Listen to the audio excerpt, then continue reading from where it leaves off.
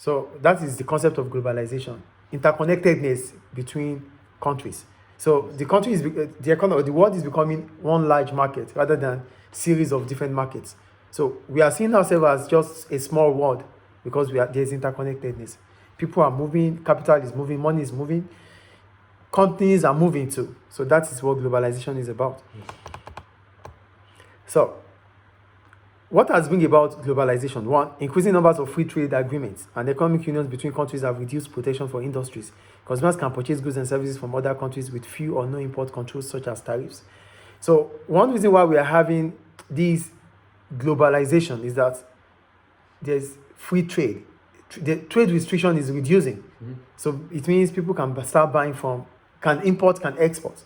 That is the point about globalization there.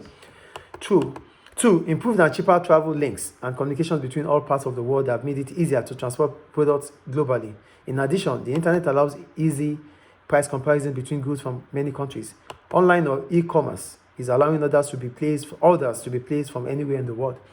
Another reason for globalization is that there is now increase in communication, improvement in communication. Mm-hmm. People now see each other, like it becomes easier to link up with anybody because of the internet, e-commerce. So we can make orders. I can make order from Libya, I can make order from China, and while I'm here in Libya.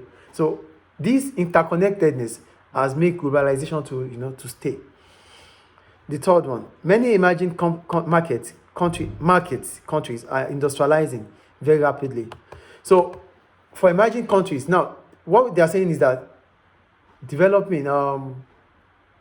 industrialization is increasing. Mm-hmm. Countries that are not industrialized, countries that are not developing, countries that are not developed, non-developed countries are start becoming developed by industrialization. So if industrialization increases, it means manufacturing of goods will increase.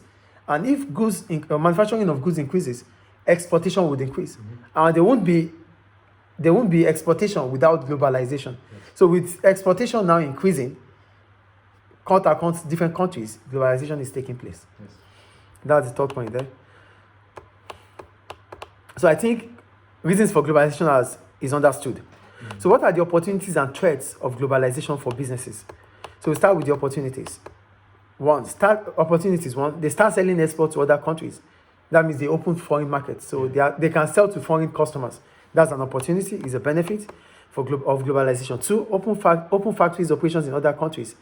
They can become multinational because they can now open factories in different parts of the world. Yes. That's another opportunity for globalization. The third one, import products from other countries to sell to customers in home country. So the importation becomes easier. Mm-hmm. So businesses that rely on importation can always get importation. So they can always get imports from anywhere around the world to sell for their local customers. Yes. That's another opportunity for globalization. The fourth one, they can also import materials and components from other countries and still produce it domestically. So the only thing they need to do is to import raw materials and make the product domestically. Mm-hmm. So that is another advantage of globalization. Is it clear? Yes. So we go to the